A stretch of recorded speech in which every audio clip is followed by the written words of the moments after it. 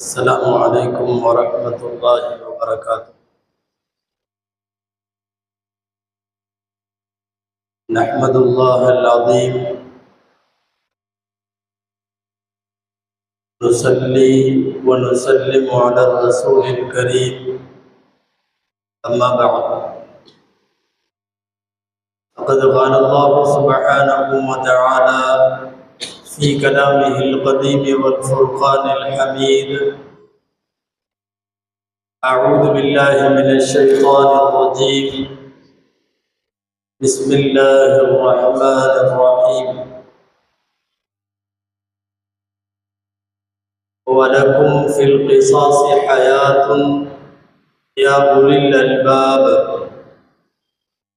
لعلكم تفلحون. صدق الله العظيم. وقال رسول الله صلى الله عليه وسلم: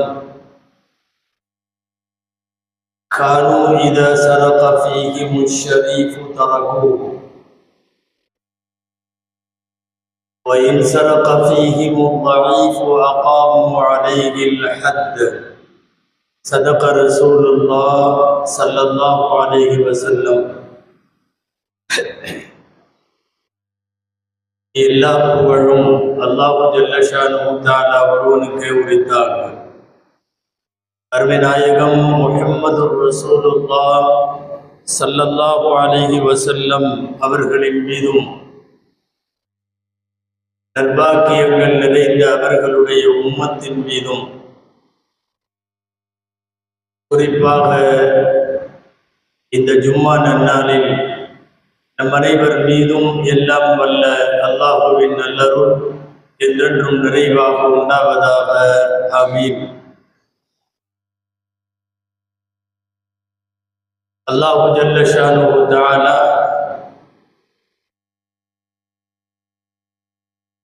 மனிதனை படைக்கிற போது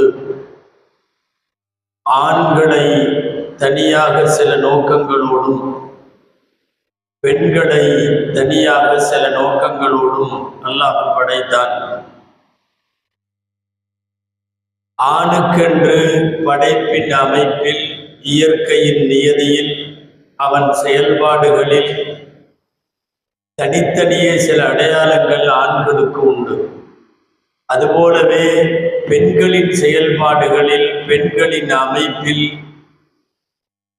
அவர்களுக்கென்று சில பிரத்யேகங்களை அல்லாஹ் வைத்தான். அத்தோடு சேர்த்து ஆணுக்கும் பெண்ணுக்கும் இடையிலே ஒரு பாலின வேறுபாட்டை வைத்து, பெண்ணின் பக்கம் ஆணுக்கு ஈர்ப்பும், ஆணின் பக்கம் பெண்ணுக்கு ஈர்ப்பையும் வைத்தார். மனிதனாய் பிறந்த எல்லாருக்கும் ஆண்களானால் பெண்கள் மீது ஈர்ப்பும், பெண்ணானால் ஆணின் மீது ஈர்ப்பும் இயற்கையாகவே படைப்பின் அமைப்பிலேயே அல்லாஹுவால் கட்டமைக்கப்பட்டிருக்கிறது. சந்தர்ப்ப சூழ்நிலைகளில் அவன் திருமண உறவுகளுக்குள் வருகிற போது அது முறையானதாக அந்த பாலியல் ஒழுங்குகள் மாறிவிடுகிறது. ஆணையும் பெண்ணையும் இப்படி அறிவோடு, பசியோடு, தாகத்தோடு, ஆற்றலோடு, என் பாலின ஈர்ப்போடு தான் அல்லாஹ் வைத்திருக்கிறான். மனிதனாய் பிறந்த எனக்கு பாலின ரீதியாக உணர்வுகள் இல்லை என்று ஆணோ பெண்ணோ இந்த உலகத்தில் சொல்லிவிட முடியாது. அது படைப்பின் கூறிலேயே அது அடக்கம். இருப்பினும் பெண்ணை ஆணுக்கு நிகராய் அல்ல, சற்று பலவீனமாய் படைத்திருக்கிறார். பெண்ணினுடைய அமைப்பு பலவீனமானது, அவளின் உணர்வுகள் பலவீனமானது.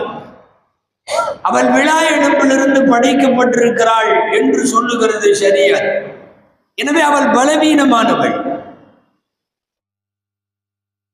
ஹதீதுகளில் கண்ணாடிகள் என்றொரு வார்த்தையை நபிகள் நாயகம் ஸல்லல்லாஹு அலைஹி வஸல்லம் பெண்களுக்கு பிரயோகித்தார்கள்.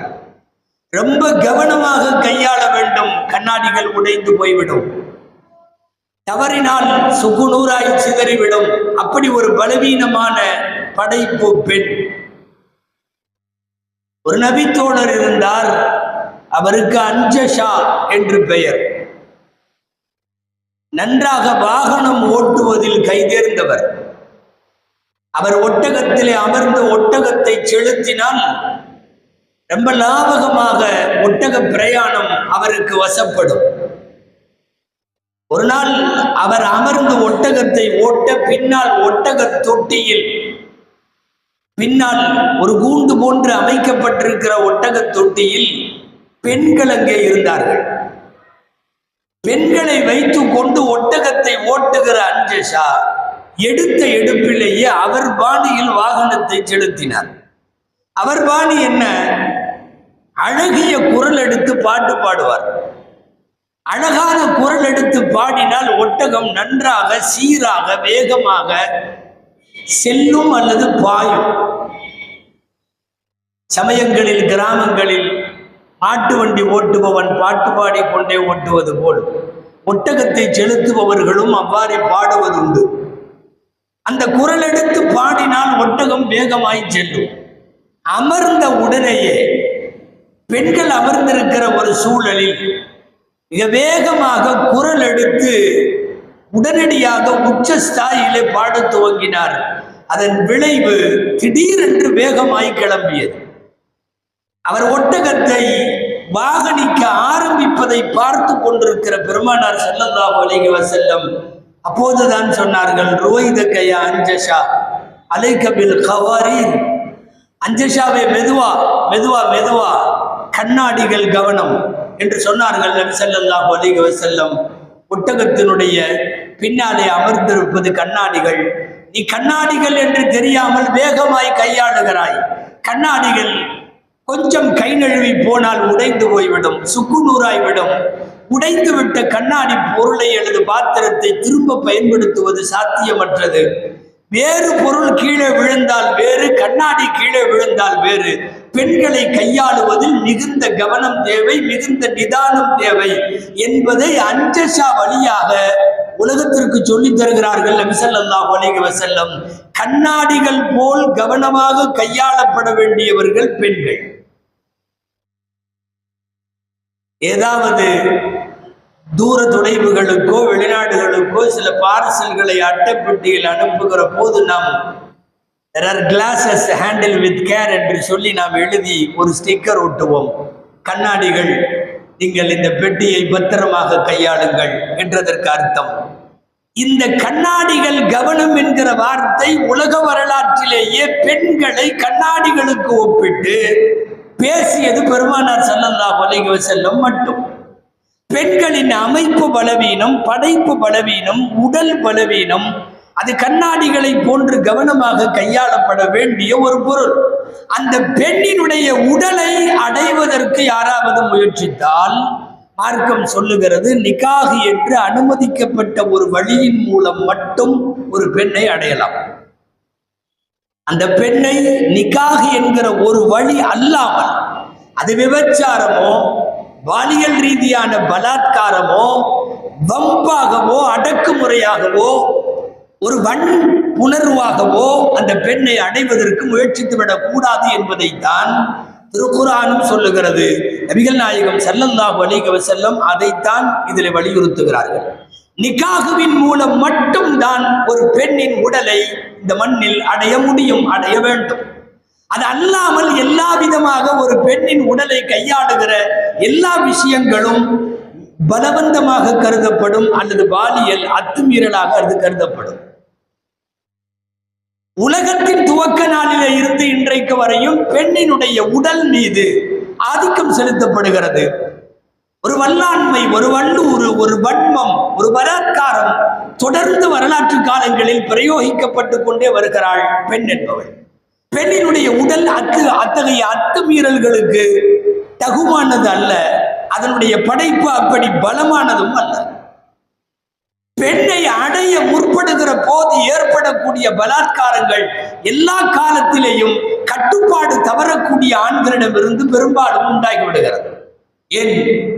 இந்த உலகத்தில் முதலாக நடந்த கொலை ஆதமுடைய மக்கள் இருவர் சண்டையிட்டுக் கொண்டதன் பின்னணியில் அதற்கான காரண காரியங்களை எழுதுகிற போது அப்படியும் சொல்லுகிறார்கள், ஒரு பெண்ணை அடைவது நானா நீயா என்கிற போட்டியில் ஏற்பட்ட கொலைதான் இந்த மண்ணில் நடந்த துன்யா படைப்பிற்கு பிறகு நடந்த முதல் படுகொலை சம்பவம் என்பதை நாம் பார்க்கிறோம்.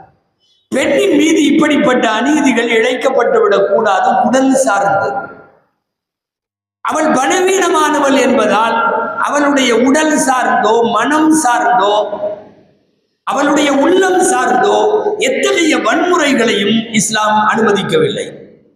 அப்படி குற்ற செயல்கள் பாலியல் ரீதியாக பலாத்காரங்களாய், கற்பழிப்புகளாய், கூட்டு பகிஷ்கரிப்புகளாய் நடைபெறுகிற போது மார்க்கம் அதற்கு தண்டனைகள் சொல்லுகிறது. பொதுவாகவே இஸ்லாமிய குற்றவியல் சட்டங்கள், இஸ்லாமிய தண்டனை அமைப்புகள் ரெண்டு கோணத்தில் முன்வைக்கப்படும். ஒன்று, நீ இந்த தவறை செய்யாதே, செய்தால் இன்னென்ன தண்டனை உனக்கு தரப்படும் என்று அரசியலமைப்பு ரீதியாக தண்டனை சட்டங்களை இஸ்லாம் வகுத்து சொல்லுகிறது. அதற்கு இஸ்லாமிய குற்றவியல் சட்டங்கள் என்று பெயர். மற்றொன்று, இந்த குற்றவியல் சட்டங்களிலே இருந்து கூட நீ தப்பி போய்விடலாம் அல்லது மாட்டலாம். ஆனால் மறு உலகத்தில் அல்லாஹுவுக்கு முன்னிலையில் நீதி விசாரணை நடைபெறுகிற போது இந்த குற்றத்திற்கான தண்டனையை நீ அனுபவித்தே ஆக வேண்டும் என்பது ஆகிரத்தை முன்வைத்து தரக்கூடிய எச்சரிக்கை. இந்த ரெண்டு அடிப்படையில் தான் உலகத்தில் குற்றங்களை கட்டுப்படுத்த முடியும். இதற்காக மார்க்கம் சொல்லுகிற தண்டனைகள் பல்வேறு வகை. ரொம்ப குறிப்பாக சொல்லுவதானால் ஒரு 5 வகையான தண்டனைகளை சொல்லலாம். கசையடி கொடுத்தல் என்பது ஒரு தண்டனை பிரிவு. கல்லெறிந்து கொள்ளுதல், மரண தண்டனை விதித்தல் என்பது 2வது. கைவெட்டுதல் என்பது 3வது. சாட்டை அடி அல்லது சவுக்கடி கொடுத்தல் என்பது 4வது. நாடு கடத்துதல் என்பது 5வது. இப்படி 4-5 வகையான குற்றவியல் தண்டனைகளை சொல்லி இன்னென்ன குற்றங்களுக்கு இத்தனை முறை இப்படியான முறையில் தண்டனைகள் நிறைவேற்றப்பட வேண்டும் என்கிற இஸ்லாமிய குற்றவியல் சட்டங்களை முன்வைத்த போது ஒரு 1400 வருஷமாக இந்த சட்டங்களை சொல்லுகிற போதெல்லாம் உலகத்திலே நவீனங்களை விரும்புபவர்கள் என்கிற பெயரால் நிறைய பேர் இது மனித உரிமைகளுக்கு மாற்றம், மனித நேயத்திற்கு மாற்றம், ஒரு தவறுக்கு இவ்வளவு பெரிய தண்டனை தர வேண்டுமா என்றெல்லாம் நிறைய விமர்சனங்களும் கூக்குரல்களும் இஸ்லாத்திற்கு எதிரான விமர்சன பார்வைகளும் எல்லா காலத்திலும் இருந்திருக்கிறது. ஆனால் குற்றங்கள் அவர்கள் வீட்டிலே நடக்கிற போது, அவர்கள் வாசலில், அவர்கள் பகுதியில், அவர்கள் மஹல்லாவில், அவர்கள் மாநிலத்தில், அவர்கள் நாட்டில் நடக்கிற போது உரத்து சப்தம் எழுப்புகிறார்கள், தண்டனை கடுமையாக்கப்பட வேண்டும். இந்த தண்டனை கடுமையாக்கப்பட வேண்டும் என்பதைத்தான் நீண்ட காலமாகவே இஸ்லாம் சொல்லி வந்திருக்கிறது. யாராவது ஒருவருக்கு நிறைவேற்றப்படுகிற தண்டனை அந்த பகுதியில், அந்த சமூகத்தில் நாளைக்கு ஏற்படுகிற தீமைகளை விட்டும் காப்பாற்ற முடியும் என்கிற ஒரு அழுத்தமான, உறுதியான ஒரு உடன்பாடு இஸ்லாத்திலே இருக்கிறது. ஒரு உயிரை கொலை செய்து விட்டான், பதிலுக்கு அவன் மரண தண்டனை நிறைவேற்றப்பட வேண்டும். மரணத்தை நாம் எல்லாம் மவுத் என்று சொல்லுவோம். அல்லாஹ் குர்ஆனிலே சொல்லுகிறான், வலக்கும் ஃபில் கிஸாஸி ஹயாத்துன், உங்களுக்கு மரண தண்டனையை நிறைவேற்றுவதிலே ஹயாத் இருக்கிறது என்கிறார். மவுத்துக்கு நேர் எதிர்ப்பதம் ஹயாத் என்பது. உயிரோட்டம் இருக்கிறது என்கிறான், மரணம் இருக்கிறது என்று சொல்ல வரவில்லை. காரணம், தீவிரமாக விசாரிக்கப்பட்டு ஆதாரங்களோடு நிரூபிக்கப்பட்ட ஒரு குற்றவாளிக்கு நிறைவேற்றப்படுகிற ஒரு தண்டனை என்பது அந்த சமூகத்தில் நாளைக்கு ஏராளமான மரணங்களோ படுகொலைகளோ நிகழாமல் காப்பாற்றுகிற ஒரு மரணம். எனவே இதை மரணம் என்று அல்லாஹ் சொல்ல வரவில்லை, இதை ஹயாத் என்று சொல்லுகிறான். நீங்கள் குற்றவியல் தண்டனையை நிறைவேற்றி பாருங்கள், அது ஹயாத்துன் யா உலில் அல்பாப், அறிவாளிகளே, அது மவுத் அல்ல, அது இறப்பு அல்ல, அது மரணம் அல்ல, அது உயிர் மற்றும் உயிரோட்டம் என்கிற குர்ஆனின் வார்த்தைகள் இங்கே கவனத்திற்குரியது. நபிகள் நாயகம் ஸல்லல்லாஹு அலைஹி வஸல்லம் அவர்களுக்கு இறக்கி வைக்கப்பட்ட, அமல்படுத்தப்பட்ட இந்த குற்றவியல் சட்டங்களால் அன்றைய சமூகத்தில் பெருமளவில் இருந்த குற்றங்கள் கட்டுப்பாட்டுக்குள் வந்தது என்று சொல்லுவது தவறு, இல்லாமலேயே ஆக்கப்பட்டது. وَمَنْ أَحْسَنُ مِنَ اللَّهِ حُكْمًا لِقَوْمٍ يُوقِنُونَ. குர்ஆனின் பல்வேறு இடங்களில் அல்லாஹ் கேட்கிறான், அல்லாஹுவை விட அழகிய சட்டம் சொல்லுவது யார்? சட்டம் உருவாக்குவதில், சட்டத்தை செயல்படுத்துவதில், சட்டத்தினுடைய உட்கூறுகளை ஆராய்ந்து அறிவிப்பதில் அல்லாஹுவை விட அழகாக சட்டம் சொல்லுவது யாரும் இருக்க முடியாது. தனக்குத்தானே அல்லாஹ் திருக்குர்ஆனில் வைத்திருக்கிற பெயர் என்ன தெரியுமா? அஹ்கமுல் ஹாக்கிமீன். தீர்ப்பு செய்யும் எல்லாரை விடவும் அவன் நல்ல தீர்ப்பு செய்பவன். மனிதர்களின் தீர்ப்புகளில் குற்றவாளிகள் தப்பித்துக் கொள்ளுகிறார்கள், காசுள்ளவர்கள் தப்பித்துக் கொள்ளுகிறார்கள், பதவியும் செல்வாக்கும் உள்ளவர்கள் தப்பித்துக் கொள்ளுகிறார்கள், சிறைக்கு போகாமல் இருக்கிறார்கள், அல்லது போனால் சீக்கிரம் வந்து விடுகிறார்கள், வந்ததற்கு பின்னும் பழையபடி ஆரம்பிக்கிறார்கள். மனிதர்களின் சட்டங்களாலோ தண்டனைகளாலோ ஒரு கட்டத்தில் நீதி விசாரணை தோற்று போகலாம். அல்லாஹ் சொல்லுகிறான், அவன் அஹ்கமுல் ஹாக்கிமீன். தீர்ப்பு செய்பவர்களில் எல்லாம் மிகச்சிறந்த தீர்ப்பு செய்பவன் ரப்புல் ஆலமீன். பொதுவா இஸ்லாமிய தண்டனை சட்டங்கள் யாராவது ஒன்றோ இரண்டோ நிறைவேற்றப்பட்டால் கூட அது ஒட்டுமொத்த சமூகத்திற்கு நன்மை பயக்கும். இந்த அடிப்படையிலே தான் குர்ஆன் தண்டனை சட்டங்களை ஹயாத் என்று சொல்லுகிறது. பொதுவாகவே இஸ்லாத்தினுடைய சட்டங்கள் எல்லாம் ஒரு பாதிக்கப்பட்டவனுடைய இடத்திலே இருந்து அந்த சட்டத்தை பார்க்க வேண்டும். யார் வீட்டிலே ஒரு பைசா இல்லாமல் திருட்டு போய்விட்டதோ அந்த வீட்டிலே இருக்கிற ஒரு அநியாயமான, ஒரு ஏழையான ஒரு குடும்ப தலைவன், அவன் பார்வையில திருடியவனுக்கு என்ன தண்டனை என்று யோசித்தால் நாமெல்லாம் இதை மனித உரிமை மீறல் என்று சொல்ல மாட்டோம். அவன் வீட்டில இருந்து யோசிக்க வேண்டும், அவன் கோணத்தில இருந்து யோசிக்க வேண்டும். தன்னுடைய மகளை கற்பழிப்பு செய்து பட்டுவிட்ட ஒரு சூழ்நிலையில் அந்த தந்தையின் ஸ்தானத்திலே இருந்து இந்த மாபாதகத்தை செய்பவனுக்கு என்ன தண்டனை கொடுக்கலாம் என்று கேட்டால் இஸ்லாமிய தண்டனையை மாத்திரம்தான் அவன் வாய் முன்மொழியும், வேறு எதுவும் சொல்லாது. இது மனித உரிமை மீறல், இது ரொம்ப உச்சகட்டம், இந்த தண்டனை அதிகம் என்பதெல்லாம் ஆங்காங்கே ஓரஞ்சாரத்திலே உமர்ந்து கொண்டு நாவில்லாத, நரம்பில்லாத, எழும்பில்லாத நாட்கள் எதையாவது பேசுவதற்காக சொல்பவர்களினுடைய கூப்பாடுகள். பாதிக்கப்பட்டவனின் இடத்திலே இருந்து பார்க்க வேண்டும். இஸ்லாம் அப்படி பார்க்கிற சட்டங்கள் எல்லா கூட்டத்தவர்களுக்கும், இல்லை எல்லா நாட்டவருக்கும், ஏன் எல்லா காலத்தவர்களுக்கும் பொதுவாக பொருந்தி வருகிற ஒரு குற்றவியல் தண்டனையை சட்டத்தை தான் குர்ஆன் முன்வைத்திருக்கிறார்.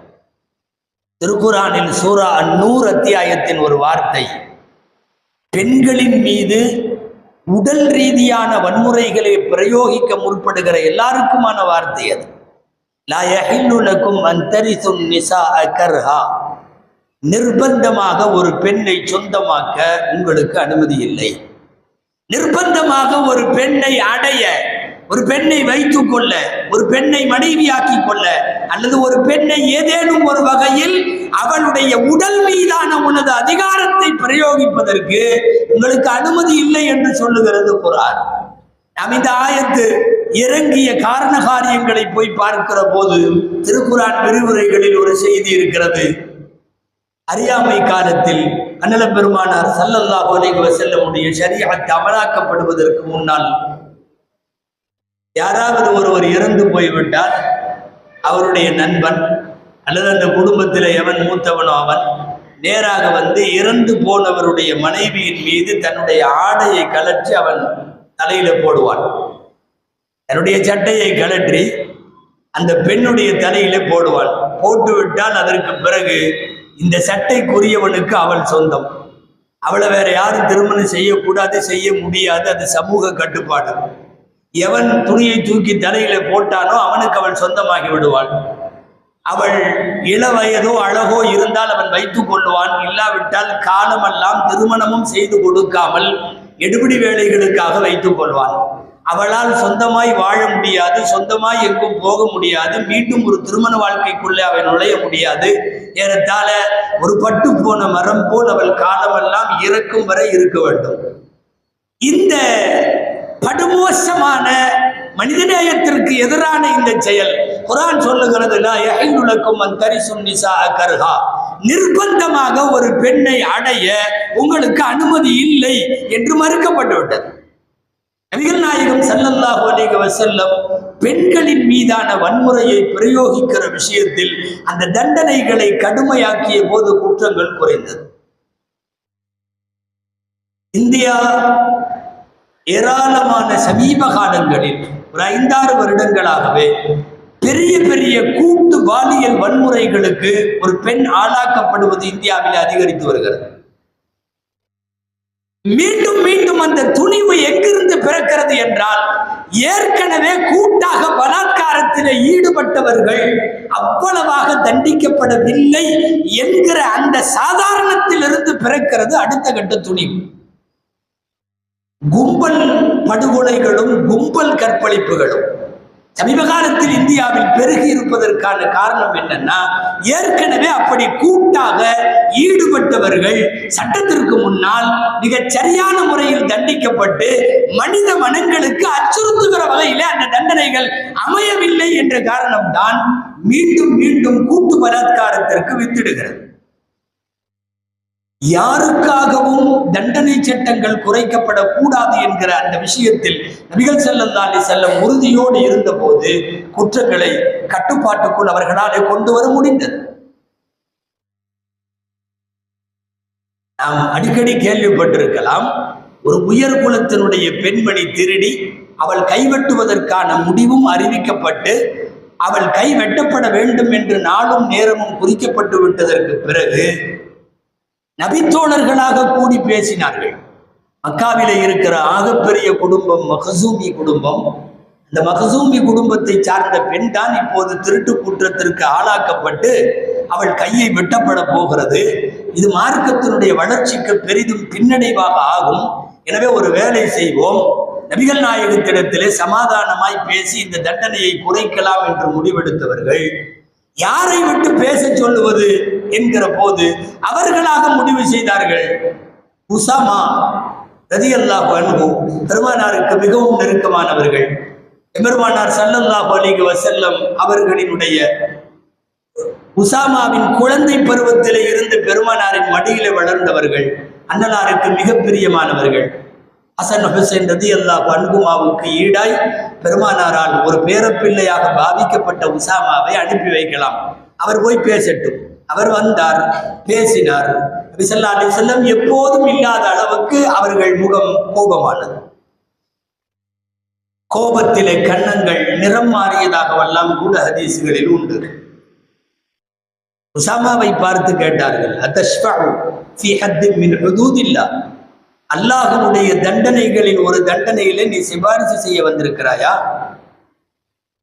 இன்னமா ஹலக மன் கான கப்லக்கும், உங்களுக்கு முன்னாலே உள்ளவர்கள் எல்லாம் அழிந்து போனது எதனால் தெரியுமா?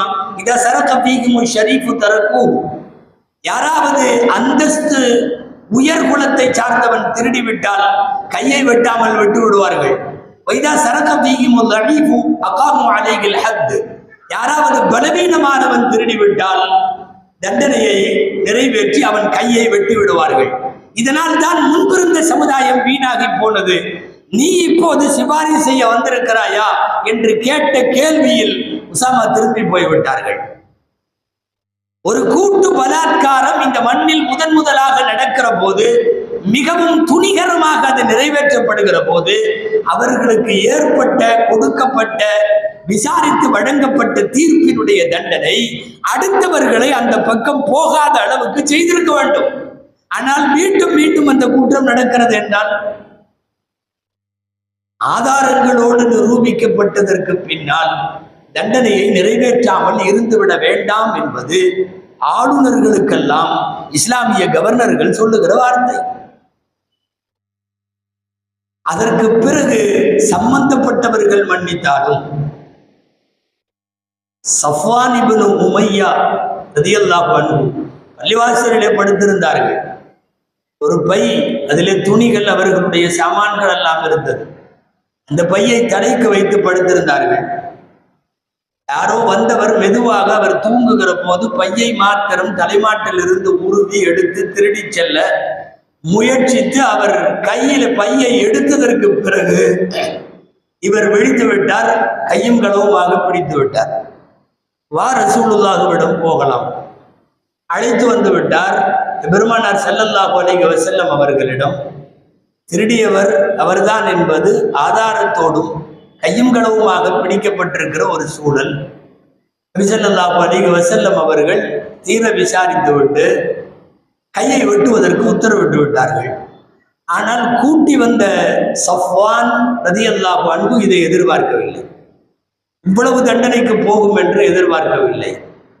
இன்னி அஸ்மஹு பிஹி யா ரசூலல்லாஹ், அல்லாஹ்வின் தூதரே, நான் அவரை விட்டு விடுகிறேன். நான் என்னுடைய பெருந்தன்மையில் அவருடைய தவறை பெரிதுபடுத்தவில்லை, அதாவது இவ்வளவு பெரிய தண்டனையை நான் கோரவில்லை என்பதை போல அவர் சொன்ன போது நபி ஸல்லல்லாஹு அலைஹி வஸல்லம் சொன்னார்கள், ஃபஹல்லா கப்ல அன் தஅதியனி பி, என்னிடத்தில் கூட்டி வருவதற்கு முன்னால் இதை செய்திருக்க வேண்டாமா? நீ மன்னிப்பதென்றால் உனக்கும் அவருக்குமாக இருக்கிற பேச்சுவார்த்தையில் மன்னித்திருக்கலாம், விட்டிருக்கலாம், அவருக்கும் அல்லாஹ்வுக்கும் இடையில உள்ளது என்று ஒப்படைத்திருக்கலாம். இங்கே வந்து விசாரித்து தீர்ப்பாக்கப்பட்டதற்கு பிறகு அந்த தீர்ப்பு நாளைய தினம் இதே போன்ற ஒரு திருட்டு கூட்டத்தில் ஈடுபடுபவர்கள் ஈடுபடக்கூடாது என்று சொல்லுவதற்காக வழங்கப்படுகிற தண்டனை. இந்தியாவை பொறுத்தவரை அப்படிப்பட்ட சூழல் சமீப காலங்களில் ஏராளமான கற்பழிப்புகள் எல்லாமே நாம் சொல்லுவது தனியாக ஒரு ஆள் செய்த குற்றத்தை சொல்லவில்லை, கூட்டு பலாத்காரங்களாக சொல்லுவோம். டெல்லியில ஓடும் பேருந்தில் ஒரு பெண் கூட்டு பலாத்காரத்திற்கு ஆளாக்கப்பட்டார். எல்லாரும் சேர்ந்து நடத்தினார்கள்.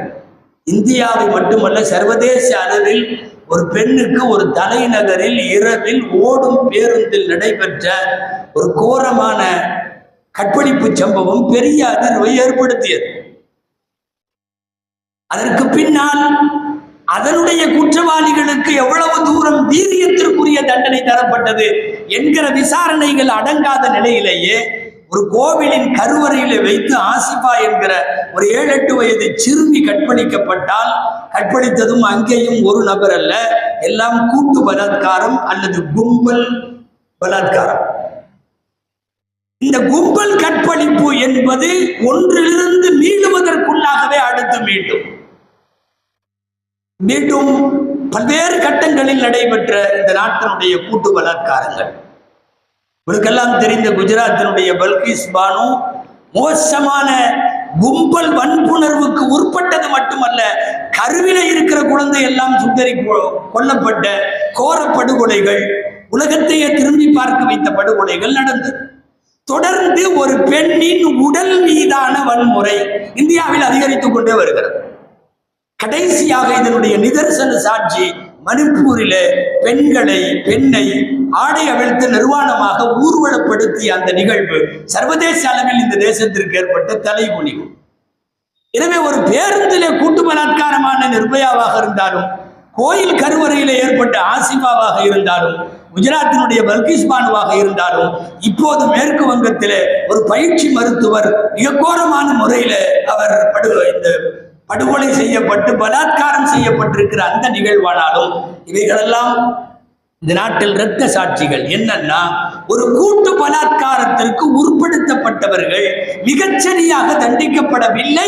எனவே அடுத்து ஒரு கும்பல் பலாத்காரத்திற்கு தைரியம் வருகிறது, மனோதிடம் வருகிறது. இதுல வேடிக்கை என்னவென்றால், இவர்களெல்லாம் கூட்டு பலாத்காரம் என்று சிறை சென்றவர்கள் ஏதோ சந்தடியிலே அவர்கள் ஜாமீன் பெற்று வெளியிலே வந்தபோது குறிப்பிட்ட அமைப்புகளை சார்ந்தவர்கள் இனிப்பு வழங்கி இந்த நாட்டில் கொண்டாடியது நாம் இங்கே யோசிக்க வேண்டும். ஒரு மிகப்பெரிய பகிரங்க குற்றத்தை செய்து விடுகிற போது அவர்கள் எவ்வாறு நடத்தப்பட்டார்கள் என்பதுதான் மீண்டும் மீண்டும் கேள்வி. ஏன் அமெரிக்கா உள்ளிட்ட பல்வேறு நாடுகளில் கூட கடந்த வருஷங்களில் அப்படி ஒரு அறிவிப்பு செய்யப்பட்டது, இந்தியாவுக்கு செல்லும் பெண்கள் தனியாக போக வேண்டாம் என்று சொல்லப்பட்டது. இந்த கூட்டு பலாத்காரங்கள் மிகச்சரியான முறையில் தண்டிக்கப்படுகிற போது மட்டும்தான் குற்றங்களை குறைக்க முடியும். அல்லாஹ் ஜல்ல ஷானஹு தஆலா இந்த உலகத்திற்கு இஸ்லாம் சொல்லுகிற தண்டனை சட்டங்களை, அதன் மாண்பை, வீரியத்தை புரிந்து கொள்ளும் தௌஃபீகை அல்லாஹ் இந்த உலகத்திற்கு தருவானாக. ஆமீன். வ ஆகிரு தஅவானா அல்ஹம்துலில்லாஹி ரப்பில் ஆலமீன்.